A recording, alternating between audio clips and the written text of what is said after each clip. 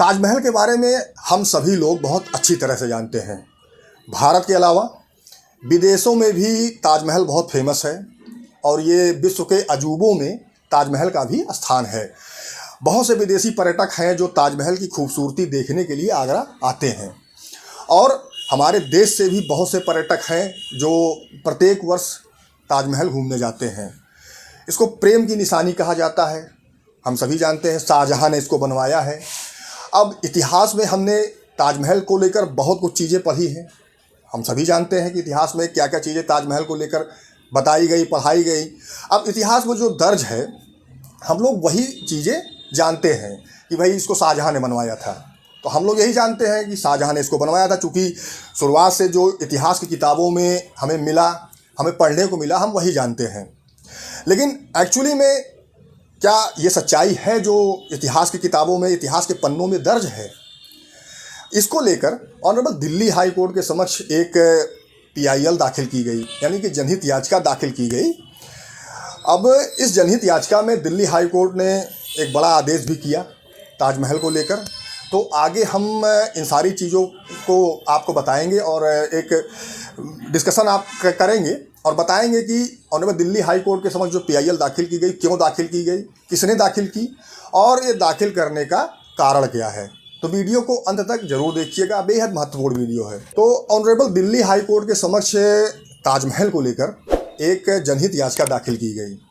जनहित याचिका में ये कहा गया है कि ताजमहल को लेकर जो इतिहास के पन्नों में जो दर्ज है वो गलत बातें दर्ज की गई हैं और इसको इतिहास की किताबों से हटाया जाए। इसके कालखंड के बारे में गलत चीज़ें लिखी गई हैं।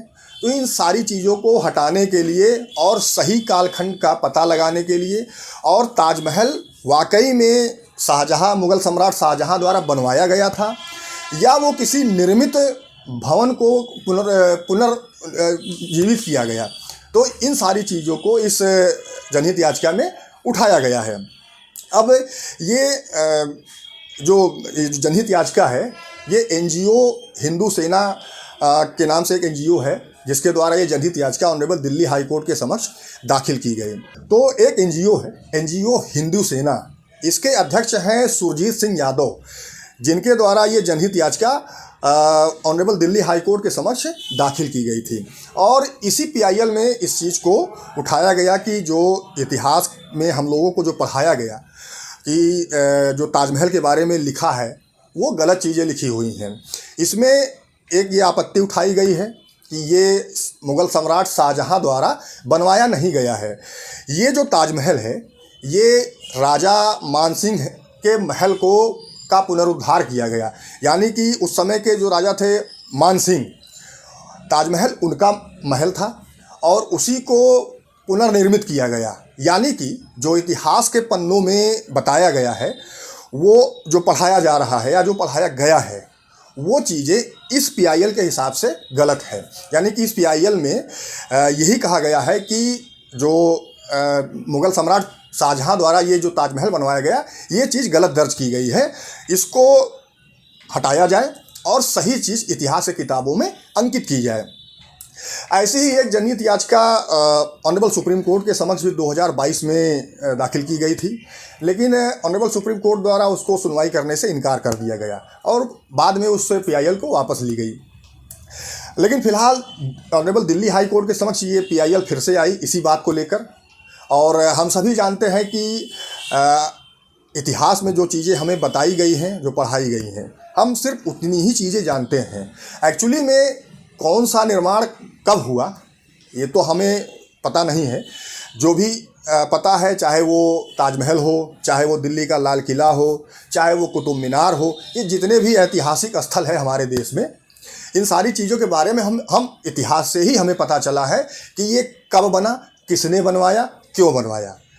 और उसी तरह इसी ताजमहल के बारे में भी है कि ताजमहल ने जो है ये जो शाहजहां हैं, शाहजहां द्वारा मुग़ल सम्राट शाहजहां द्वारा इस ताजमहल का निर्माण करवाया गया। लेकिन अब इस PIL में एक बड़ी आपत्ति उठाई गई है और ऑनरेबल दिल्ली हाई कोर्ट ने आर्कियोलॉजिकल सर्वे ऑफ इंडिया यानी कि ASI को ये आदेशित किया है कि वो ये जांच करें और जांच करके ये बताएं कि इस ताजमहल का कालखंड क्या है। यानी कि इस ऑनरेबल दिल्ली हाई कोर्ट का जो आदेश है उसका मतलब ये हुआ कि जो इस PIL में आपत्ति उठाई गई है कि ये राजा मान सिंह का महल था जिसको जिसका पुनरुद्धार मुगल सम्राट शाहजहां द्वारा किया गया।